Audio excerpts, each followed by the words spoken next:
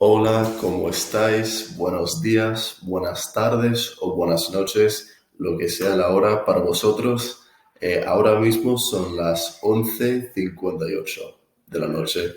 Es para mí bastante tarde, pero eso no importa. Vamos a empezar hoy con un nuevo tema, un nuevo vídeo en nuestra serie de vídeos hablando de SaaS, sistemas ambientales, en el programa IB. Perdón que he estado un poco ausente los últimos días, pero actualmente estoy de vacaciones, estamos en Semana Santa, así que he estado fuera, he estado de viaje, pero hoy decidí pues estudiar un poco de SaaS para pues seguir avanzando, que se acercan los exámenes y por eso pues vamos hoy con este capítulo. eh, y con esto estamos empezando el tema 2, como ya he dicho, creo.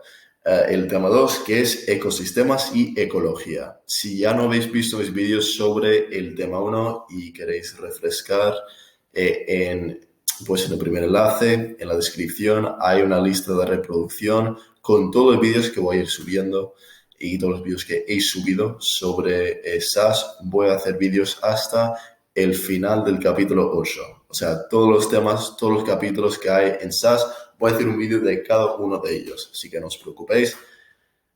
Y bueno, todo va a estar en esa lista de reproducción. Así que podéis mirar ahí y también suscribiros al canal si queréis. Pero bueno, sin más preámbulo, vamos a empezar ya adentrando en este tema maravilloso de ecosistemas y ecología. Antes de empezar con este tema en concreto, o sea, este capítulo, que es 2.1, que es ecosistemas barra especies y poblaciones, ¿vale? Antes de empezar con eso, vamos a dar dos definiciones claves para este tema en general. A ver, son palabras clave para SaaS y para este tema. A ver, hay una lista, de hecho, de definiciones para empezar el capítulo, pero la mayoría yo creo que son sentido común.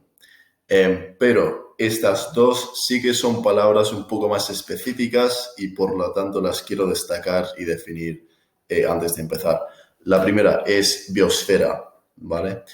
La biosfera, ¿eso qué es? Eso es el conjunto formado por todos los seres vivos en el planeta, ¿vale? Es decir, los humanos, los animales, las bacterias, todo lo que hay, todo lo que vive en el mundo, lo que respira, bebe agua, come comida, etcétera, es parte o forma parte de la biosfera, ¿de acuerdo? Y la segunda cosa es la valencia ecológica. Y para los que hayáis visto mis vídeos sobre pues la resistencia ecológica o la resistencia de una especie, esto es muy parecido, ¿vale? La valencia ecológica, ¿qué es? Es la tolerancia de una especie a un cambio en su entorno en un factor específico. Es decir, que por ejemplo, si tenemos el nivel de luz en un ecosistema, ¿vale? Para cada especie, y vamos a ir hablando de esto en este capítulo, que es algo clave, pero para cada especie, cada factor hay un nivel ideal, ¿vale? Para que pueda vivir. Por ejemplo, los humanos tenemos un nivel ideal de luz en nuestros ecosistemas. Y si el nivel es muy bajo o si es muy alto, o sea, salimos de esa zona ideal, la valencia ecológica es básicamente qué es nuestra capacidad de adaptarnos a esos cambios. Digamos que, a ver, en la mayoría del mundo hay una cantidad más o menos ideal de luz del sol. Pero, por ejemplo, en Islandia hay muy poco. En invierno hay días que casi no sale el sol. Pero, aún así, hay humanos que pueden vivir ahí. Pocos, pero hay humanos. Y esos humanos tienen, pues, alta valencia ecológica, que ellos son capaces de vivir en un ambiente donde pues el nivel de luz está bastante fuera de lo normal o de lo ideal para un humano. Lo mismo va para los humanos que vivan en Kuwait, por ejemplo, o en Qatar, donde hay mucho sol todos los días, o sea, en todo el año hay un montón de sol, de luz del sol. Eso es un ejemplo más práctico de los humanos, pero va para todo, o sea, también temperatura. O sea, pensar que los humanos tenemos una temperatura ideal para existir. Y si superamos esa temperatura, o sea, si vamos, yo qué sé, digamos que el ideal son 20 grados, si vamos a 40 o si vamos a 0, pues se complica más, ¿no? Entonces, la valencia ecológica es la capacidad de adaptarse a esos cambios. Es decir, hay especies que su temperatura ideal es 20 y si vas a incluso 21 grados ya no pueden sobrevivir. O si vas a 19, no, o sea, tiene que ser 20. Pero como los humanos, pues nosotros tenemos una valencia ecológica más alta, que hay humanos que, vamos, el ideal siempre son 20 grados, pero podemos existir en hasta 50, hay gente que vive en ambientes de 50 y gente que vive en ambientes de menos 10 o menos 20. O sea, somos bastante adaptables. Entonces, eso es clave y eso, como he dicho, se compara bastante con también resistencia. Pero resistencia es la capacidad en general para adaptarse a cambios en general de todas las cosas, o sea, todos los factores. Valencia ecológica es respecto a un factor en específico. O sea, tienes alta valencia ecológica en específicamente luz del sol, o temperatura, o salinidad, si hablamos de, yo qué sé, de peces, o de pues, cualquier cambio, cualquier factor, ¿vale? Vale, eso es mucha explicación, pero también son términos importantes para saber para este capítulo. Y sabiendo esto, vamos a adentrar directamente en el capítulo en concreto. 2.1, ecosistemas / especies y poblaciones. ¿Vale? Son esas dos cosas. Vale, un ecosistema. ¿Qué es un ecosistema? Pues un ecosistema se compone de dos partes. ¿Vale? Es el conjunto de factores donde viven especies, viven individuos, viven poblaciones, ¿vale? Y es el conjunto de factores que crea ese ambiente donde viven esas especies. Y un sistema, como hemos hablado en capítulos anteriores, un sistema es básicamente que hay especies viviendo en conjunto, individuos, y hay interacciones entre esos individuos. Y eso es lo que crea un sistema, que haya interacciones, ¿vale? Y hay dos factores que crean un ecosistema o que son importantes, ¿vale? Lo primero es el biotipo. Eso también se conoce como factor abióticos o factores abióticos. ¿Vale? Porque es más que un factor, son múltiples factores. Y esto es importante saber, porque voy a usar bastante en este vídeo las palabras abiótico y biótico. ¿Vale? Es que importante acordaros de estas palabras. ¿Vale? Así que biotipo o factor abiótico, ¿vale? Es lo mismo. Estos son los factores biológicos, ¿de acuerdo? Son cosas como la humedad, la temperatura, gases, nutrientes, salinidad del agua, por ejemplo. ¿Vale? Son los factores de la naturaleza, del ambiente, vamos, o sea, no tiene nada que ver con los animales, de los seres vivos. Son cosas más del ambiente, cosas más concretas. O sea, piensas, por ejemplo, si vives en un barrio, si queremos usar esta analogía, ¿vale? Un barrio, los factores abióticos serían como están las casas, cómo están las calles, hay parques cerca, está cerca del centro, ¿vale? O sea, son los factores del barrio en sí, ¿vale? Y luego seguimos a la segunda parte, que es el biocenosis o comunidad. Estos se conocen como los factores bióticos. Y esto sí que tiene que ver con los individuos, los seres vivos. Entonces, eso sería, si hemos dicho que los factores abióticos de un barrio son pues las casas, los parques, si está cerca del centro, pues los factores bióticos sería cómo está la gente de ese barrio, ¿vale? Cuando hablamos de factores bióticos, son las relaciones entre las poblaciones, los individuos. Y estas son las poblaciones interrelacionadas, porque, como he dicho, un ecosistema son las poblaciones interrelacionadas. Es decir, animales, plantas, bacterias, cualquier cosa que sea vivo. O sea, una bacteria aquí cuenta como biótico, porque es algo vivo. Pero en el momento cuando pasemos de algo vivo a algo que no es vivo, que no esté vivo, pues ahora es un factor abiótico, ¿vale? Abiótico sin vida, biótico con vida, ¿vale? También importante saber, cuando hablamos de individuos, hay niveles de población, ¿vale? Que son importantes saber y diferenciar, ¿vale? Porque he usado la palabra biocenosis o comunidad, ¿vale? ¿Y esto qué quiere decir? Bueno, que si hablamos de gente o de organismos, ¿vale? El nivel más bajo es el individuo. Esto es, o sea, vamos, o sea, un organismo en sí, una bacteria, un conejo, un león, lo que sea, pero uno. Luego, la población. La población es el conjunto de una especie que esté viviendo en el mismo sitio. Por ejemplo, una manada de leones, ¿vale? O un grupo de conejos. Esa es una población. Y luego el biocenosis o comunidad. Eso es el conjunto de esas poblaciones. Es decir, o sea, tenemos los leones, los conejos, las bacterias, todo junto. Eso es cuando hay una comunidad o un biocenosis. ¿De acuerdo?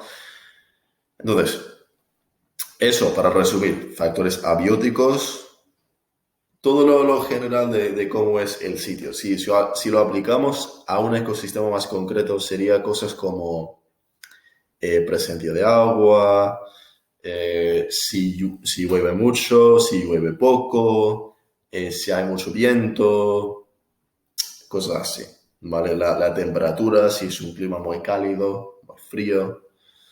Y luego biótico sería cuáles especies hay, qué tipos de bacterias, qué tipos de presas y de depredadores hay, esas cosas, ¿vale?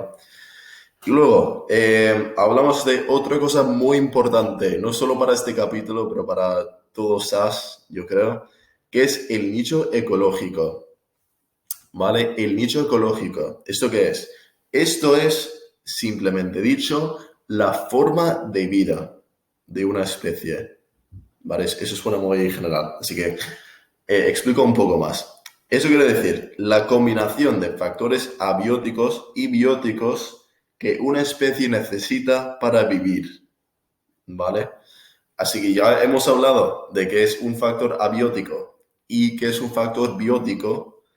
Esto es el conjunto que es ideal para que una especie pueda vivir, ¿vale? Y esto, a ver, hay unas cosas claves que tomar en cuenta para esto. Lo primero, que nunca es lo mismo entre dos especies que estén en el mismo ecosistema. Esto es importante, porque si es lo mismo, esas especies se van a competir. Porque imaginamos, yo qué sé, que tenemos leones y lobos en el mismo ecosistema, que no va a pasar, pero en el caso hipotético. Y ellos viven en el mismo tipo de sitio, cazan la misma presa, se reproducen de la misma forma, se van a competir de muchas formas, porque todo lo que hacen es igual. Y eso no es posible. O sea, no es posible que dos especies puedan pues, coexistir si tienen los mismos nichos ecológicos. Tienen que haber algunas diferencias, de alguna forma. Pero sí que es posible que dos especies tengan el mismo nicho ecológico siempre que no vivan en el mismo ecosistema. Por ejemplo, hay tipos de lobos que tienen el mismo nicho ecológico, pero viven en pues, otras puntas del mundo y así no hay ningún problema. Porque, o sea, si una especie vive en Canadá y la otra vive en África, pues nunca va a haber una competencia, o sea, una competencia entre esas especies, porque nunca se van a coincidir en ningún punto. Entonces, eso está bien. También hay que tomar en cuenta que los nichos ecológicos se dependen bastante de el ecosistema en sí, o sea, cuáles son las características, porque yo he dicho ya, son los factores bióticos y abióticos, es decir, o sea, cómo es el ecosistema, o sea, presencia de agua, temperatura, humedad, precipitación, etcétera, ¿vale? ¿Cómo es eso? Y cómo son las especies en ese ecosistema. O sea, cuál es la presencia de presa, de depredadores, de bacterias, etcétera. Y es esa combinación que crea un nicho ecológico. Y claro, si la misma especie vive en dos ecosistemas diferentes, se va a tener que adaptarse a diferentes nichos ecológicos para esos ecosistemas, porque en cada caso es diferente. O sea, digamos que tenemos leones, pero algunos leones viven en la India y otros en Sudáfrica. Pues en Sudáfrica las condiciones son diferentes que en la India. Entonces, se van a tener que adaptarse de diferentes formas para vivir en esos diferentes ecosistemas. Aunque sean de la misma especie, las circunstancias son diferentes y por lo tanto el nicho es diferente. Eso es muy importante, ¿vale? El nicho ecológico también se entiende como la función o oficio dentro de un ecosistema, ¿vale? Es decir, o sea, tu trabajo ahí, que es tu trabajo dentro de ese ecosistema. Muy importante no confundir esto con hábitat, ¿vale? El hábitat es lo que es donde vives. Creo que ya sabéis más o menos qué es un hábitat, pero un hábitat es donde vives. El nicho ecológico es la combinación de muchos factores, o sea, más allá de simplemente la ubicación. Son muchos factores que se combinan para crear el espacio o las condiciones ideales para existir.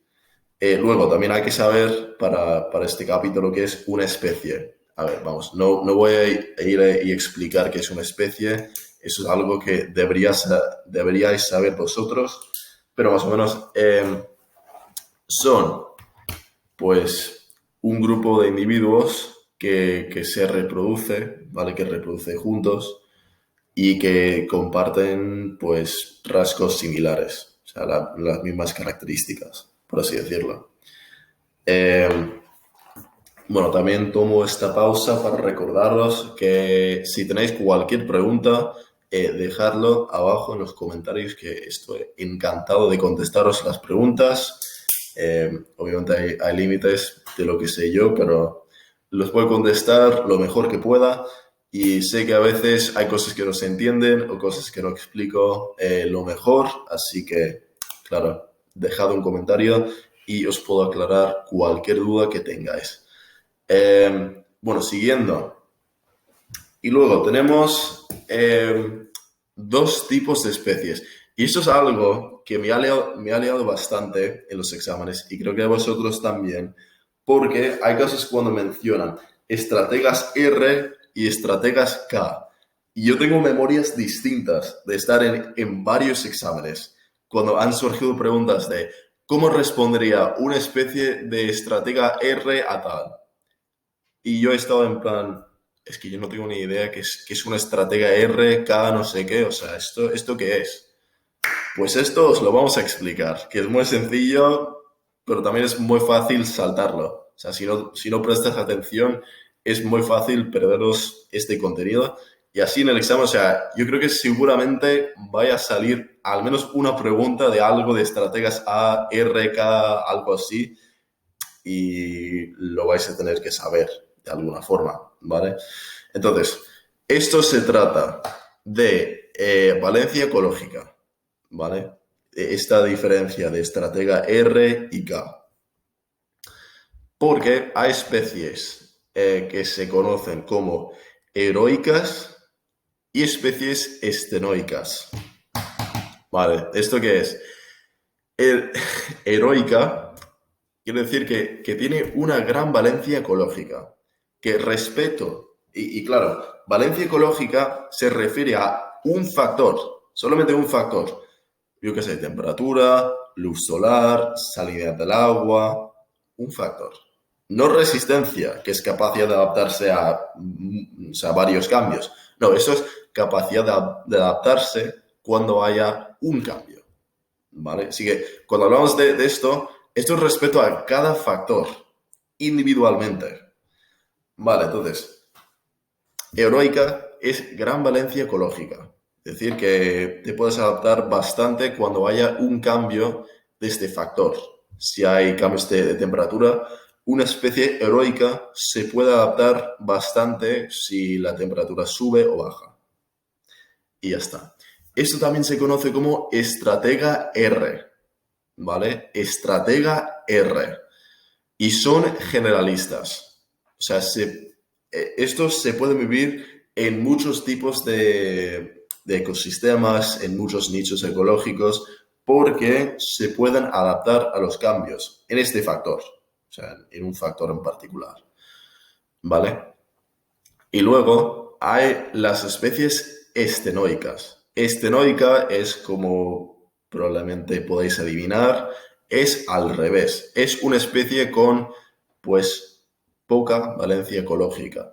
Es una especie que no se adapta muy fácilmente, pero que dentro de esos límites tiende a ser, pues, a prosperar más que una especie heroica, ¿vale? Y esto lo vamos a hablar un poco más a profundidad en un segundo. Pero básicamente prosperan dentro de sus condiciones ideales, pero si sales ni siquiera, o sea, siquiera un poco de eso, pues de repente no pueden sobrevivir fuera de sus límites, ¿vale? O sea, aunque sea muy poco, ya no pueden sobrevivir fuera de los límites. Y estos se conocen como estrategas K, estratega K o especialista. Así que para resumir, estratega R, heroica, son los que gran valencia ecológica se pueden adaptar muy fácilmente. Estratega K, estenoica, no se puede adaptar, es especialista. Se enfoca en un tipo de ambiente, ¿vale? Y esto nos lleva a la curva de Gauss, ¿vale? La curva de Gauss. Y ojalá tuviese una pizarra aquí porque os haría un dibujo de, de la hostia, perdón por el lenguaje, pero os haría un dibujo, un dibujazo de esto, pero vamos, que no puedo. Así que tengo en los apuntes una gráfica que os voy a enseñar que es un poco cutre, pero sirve, no, va a salir para hoy, y es esto, ¿vale? Esta es la curva de Gauss. ¿Y esto qué es? Bueno, esto básicamente es la distribución de una población dependiendo de cómo es un factor ecológico, ¿vale? Lo que tenemos aquí en medio es cuando el factor esté en su nivel ideal. O sea, vamos a coger el ejemplo de antes de la temperatura. Digamos que tenemos los humanos, ¿vale? Y esto es 20 grados. Así que a 20 grados hay muchos individuos. Sabemos que es muy, muy alto aquí arriba la cantidad de individuos. Esto, o sea, esto es lo que es. Que, o sea, esto, la parte de abajo es nivel de factor ambiental. De bajo a alto, o sea, que hay poco o hay mucho. Y luego cantidad de especie, o sea, de individuos de esa especie, bajo y alto. Así que tenemos aquí ideal, ¿vale? Siempre en esa zona de lo ideal hay un montón de individuos. Luego, si vamos subiendo o bajando, salimos de esta zona de ideal. Si digamos que la temperatura ahora baja a 0 grados o sube a 40, ¿vale? Entonces, reduce bastante la cantidad de individuos de esa especie que hay. Y esto es decir, o sea, en los ecosistemas donde haya, pues, hayan las condiciones ideales, pues hay un montón de especies. Pero conforme, o sea, conforme vayas saliendo de esas condiciones, en cualquier dirección, pues se va reduciendo esa población. Entonces, lo que tenemos aquí es la zona de estrés fisiológico. Es esto. Vale, esto no... A ver si lo podéis ver un poco mejor. Ahí sí. Que hay una línea aquí, ¿vale? Y esto es la zona donde es difícil existir, pero es posible. Difícil, pero posible. Así que hay individuos. Hay pocos, o sea, muy pocos, mucho menos que aquí, pero hay individuos. Y luego la zona de... es que no puedo leer mi letra. La zona de indiferencia. No, intolerancia, perdón. La zona de intolerancia, ¿de acuerdo? Y esa es la zona cuando no es posible vivir, ¿vale? O sea, cuando llegues a esta zona, casi no hay individuos o no hay ninguno, ¿vale? Y van a más direcciones. Por ejemplo, o sea, tenemos aquí 20, tu ideal, vas a 0, pues hay algunos humanos, ¿no? Y pues se hace lo mismo si vas por aquí. Hay algunos en 40, pero si vas a 70, ya no. O sea, no hay casi ningún humano que pueda sobrevivir en condiciones de 70 grados. Lo mismo si bajas aquí, si bajas a menos 20 grados o menos 40, pues entonces se vuelve extremadamente difícil de que haya humanos que puedan sobrevivir en estas condiciones, ¿vale? Esta es la curva de Gauss, básicamente diciendo que en el medio, a este punto o sea, hay muchos individuos porque están en las condiciones ideales y luego en los ecosistemas donde hayan condiciones menos ideales van a haber menos individuos. Y eventualmente va a haber en los ecosistemas donde las condiciones son pues casi imposibles para sobrevivir y por lo tanto la cantidad de especies en esos ecosistemas o la cantidad de individuos, perdón, de una dada especie, pues van a haber muy pocos. Esto yo creo que es lógica. O sea, esto es entender que las especies, los individuos de una especie, van a tender a vivir en los lugares o en los ecosistemas donde hayan condiciones favorables a su supervivencia. O sea, es normal. Tú, si puedes escoger, vas a vivir en un sitio donde siempre haga 20, 25 grados, en vez de un sitio donde haga 0 o menos 20, ¿sabes?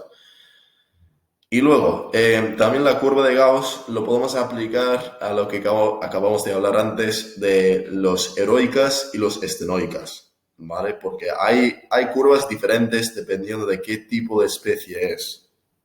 Es decir, digamos que tenemos una especie euronoica, eurinoica. Es que, perdón, que eso no, mi boca ya no se ha acostumbrado completamente a pronunciar estas palabras. Euronoica, ¿vale? Euronoica. Las especies euronoicas, ¿vale? Que esto, como os he dicho, son las estrategas Rs y son los que pueden vivir en muchos ecosistemas. O sea, se pueden adaptar bastante. Entonces, hay otra gráfica, mis apuntes, también bastante cutre. Es esta gráfica de aquí. Lo que ves que es muy ancha, que obviamente en las condiciones ideales hay más individuos, pero incluso si sales, hay bastantes. Hay bastantes individuos si sales también. Y luego, esta curva de aquí en medio son las especies estenoicas, ¿vale? Especies estenoicas, que ves que hay un montón, o sea, como he dicho antes, prosperan bastante las condiciones ideales, o sea, prosperan aún más que las especies euronoicas, ¿vale? Porque se especializan. En estas condiciones viven perfectamente, pero si sales un poco, no hay nada. Así que esta curva se cambia dependiendo del tipo de especie. O sea, hay especies que son así y luego hay especies que se limitan bastante en su rango.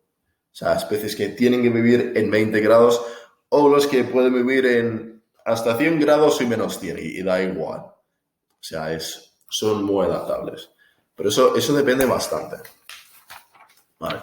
Ahora voy a darme un poco más de prisa porque ya he pasado media hora explicando eso y esa es una página de mis apuntes, para que sepáis.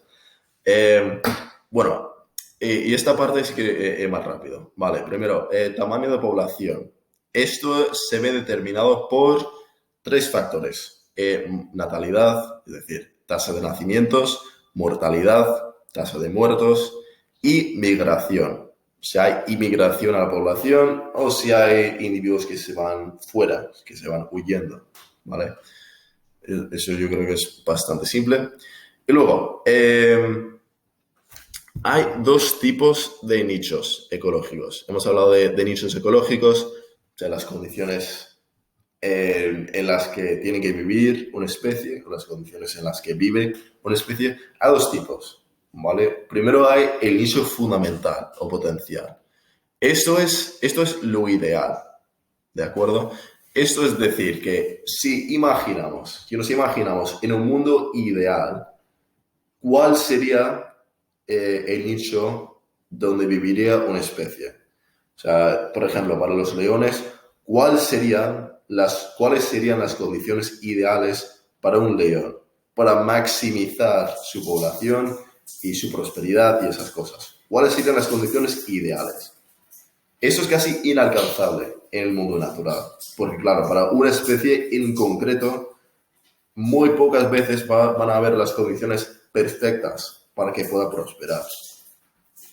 Y esto nos lleva a la segunda parte, que es el nicho realizado o ecológico. Esto es, pues, el nicho real. Es decir, o sea, en el contexto del mundo real, con las limitaciones del mundo real, ¿en qué nicho vive? Esto normalmente es debido a las interacciones biológicas. Porque, claro, si en el mundo solo, o en un ecosistema, si solo hubiese una especie, pues esa especie sería capaz de vivir en sus condiciones ideales, porque ese ecosistema es el único, así que puede dictar de una forma bastante fuerte todo lo que hay. Pero en la realidad lo que pasa es que en los ecosistemas, hay bastantes individuos y bastantes especies. Entonces, esas especies, cuando se interactúan, esas interacciones hacen que sea imposible tener, o sea, un ecosistema perfecto para cada individuo, porque, o sea, tiene que ser lo mejor para todos. Entonces, eso es básico, o sea, sí, el nicho fundamental o potencial, que es lo ideal. O sea, si nos imaginamos el mundo perfecto y luego el nicho realizado o ecológico, el nicho real. Y eso es lo que pasa en la práctica, ¿vale? Entonces, las poblaciones suelen crecer hasta su máximo y luego se mantienen ahí, ¿vale? Esto se llama una curva J. Si ves en una gráfica que la población empieza aquí y va así, o sea, va subiendo muy rápidamente. Porque así, o sea, que la especie crece y hay pocos individuos que se van reproduciendo y encontrando su nicho ecológico, ¿vale? Y van por ahí. Pero luego lo que pasa es que llegan a el límite de carga, que lo vamos a hablar en un segundito, límite de carga, y se mantienen ahí.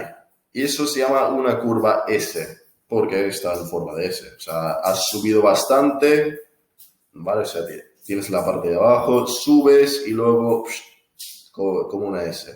No sé si se ve muy bien. Luego y te mantienes más o menos por ahí.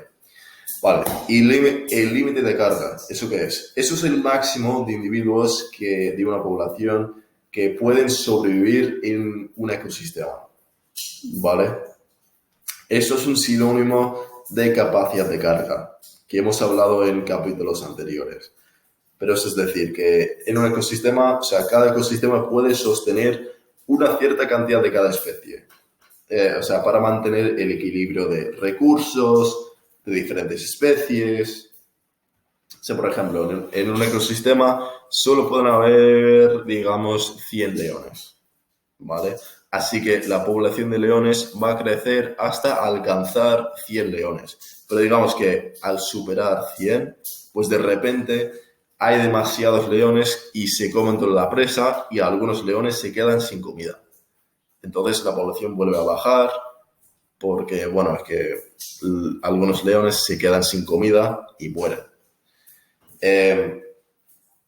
Así que eso es un ejemplo o sea, el ecosistema se mantiene porque los individuos llegan a su punto máximo, que es posible mantenerlo, y luego pues se mantienen ahí.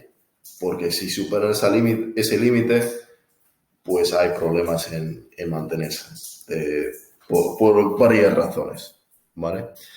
El potencial biótico, eso es otra palabra, otro término importante, es la máxima capacidad de una población para reproducirse bajo las condiciones óptimas. Es otra vez, en el mundo ideal, si esa especie tuviese todas las condiciones que necesitase, pues ¿cuál sería su población? Que también pocas veces se alcanza. Esto sí se alcanza de vez en cuando si esa especie coloniza un territorio nuevo, porque ahí es nuevo, no hay otros organismos, entonces tienen bastante control y pueden crecer muy fácilmente. En este caso llegan a su potencial biótico, porque pueden crecer sin problemas. Luego hay lo que se llama resistencia ambiental. Y eso es lo que pasa, lo que para a las especies de alcanzar ese potencial biótico. Porque es el conjunto de factores ambientales, bióticos y abióticos, como os he dicho antes, o sea, factores de otras especies, otros organismos, y también abióticos, simplemente circunstancias de cómo es el ecosistema en sí. Y esos son los factores que impiden que una especie alcance su potencial biótico, ¿vale? Los factores que impiden, que como he dicho con el ejemplo de león, eso es un factor biótico, que los leones, si superan a 100 leones, pues se les acaba la comida, porque no hay suficiente presa para mantener una población de ese tamaño. O sea, eso es un factor biótico. Eso es un ejemplo de resistencia ambiental. Porque, claro, si hubiese más presa, pues la población podría seguir creciendo. Pero como hay una cantidad finita de presa, pues también la cantidad de leones está limitada. También hay el término autorregulación. Esto simplemente es, pues, cómo el ecosistema mantiene, pues, más o menos las cantidades de diferentes especies y de diferentes organismos y esas cosas. Vale. Y en la resistencia ambiental hay varios factores, ¿vale? Primero los factores externos. Esos son del entorno en sí, o sea, factores bióticos y abióticos. Y luego los factores internos, ¿vale? El ejemplo que da el libro, que yo creo que es lo más pertinente, es esto. El aumento de la densidad de la población afecta negativamente a los hábitos reproductivos de los individuos. Es decir, que, o sea, de una forma, si el simple aumento de una población en algún punto llega a ser demasiado, a impedir la reproducción de esa misma especie. Por ejemplo, bueno, aquí dice la densidad.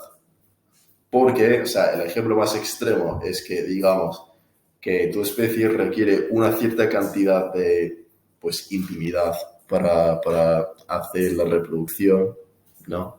Para hacer el amor y esas cosas.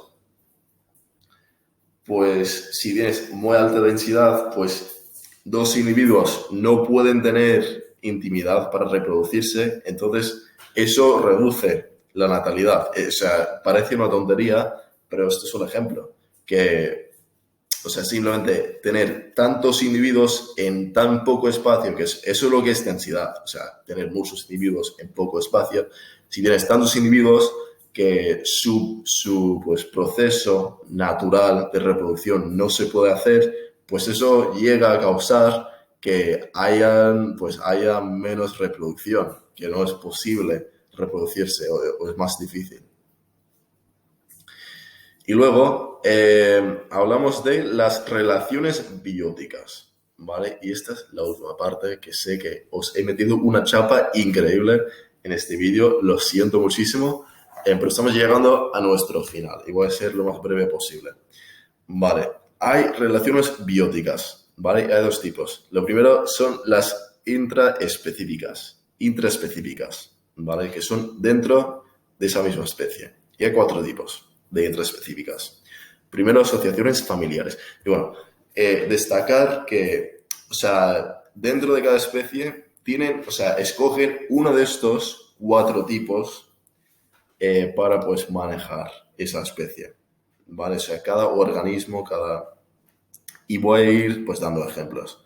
Pero cada especie escoge un estilo de esto, de pues, relación intraespecífica, ¿vale? Lo primero son asociaciones familiares, es decir, que tienes pues una familia y te asocias principalmente con esa familia. Esa familia se protege entre sí.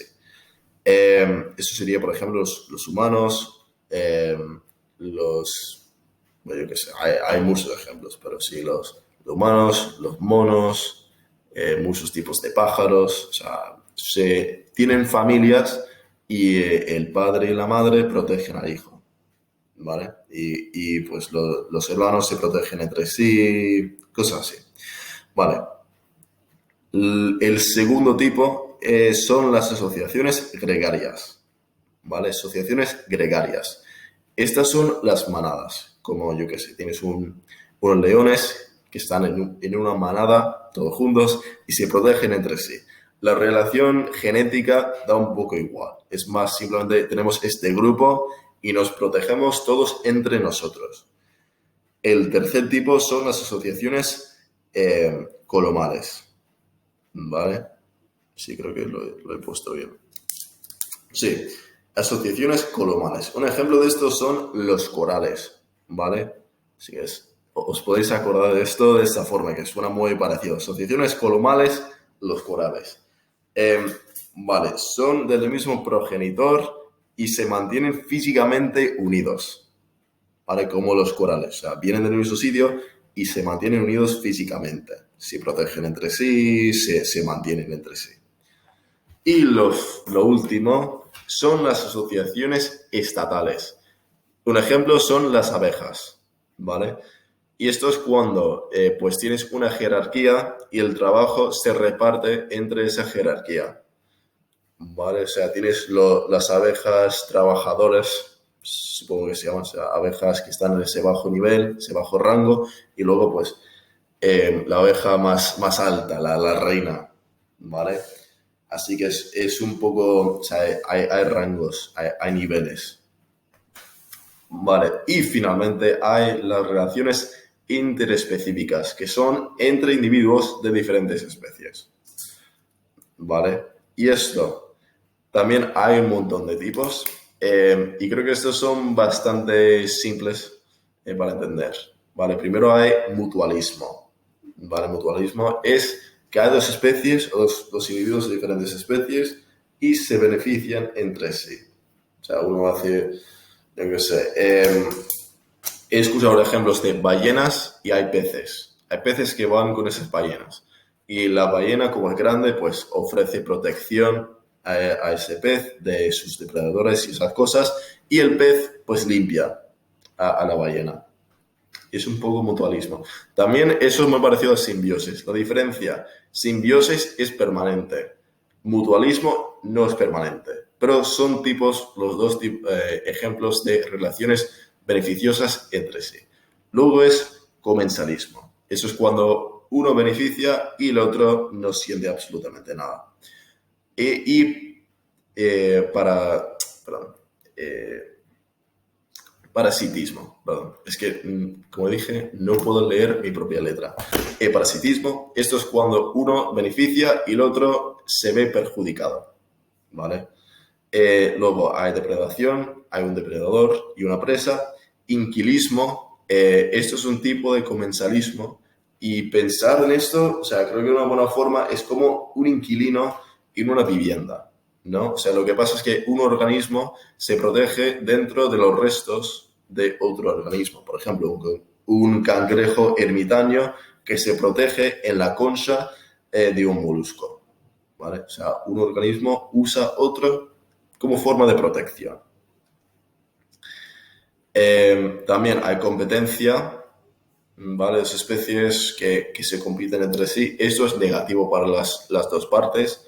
Y por fin, amensalismo. Eso es cuando uno se ve perjudicado y el otro no siente nada. Esto es, yo creo que, el tipo más estúpido de relación. Y esto, un ejemplo, un buen ejemplo, son los hongos, ¿de acuerdo? Los hongos que, o sea, cuando absorben nutrientes, secretan un fluido. Ese fluido hace daño y destruye bacterias, pero no hace nada bueno para ese hongo. Eso es una relación amensalista, ¿vale? Hace daño a un organismo, una especie, y no hace nada realmente para el otro.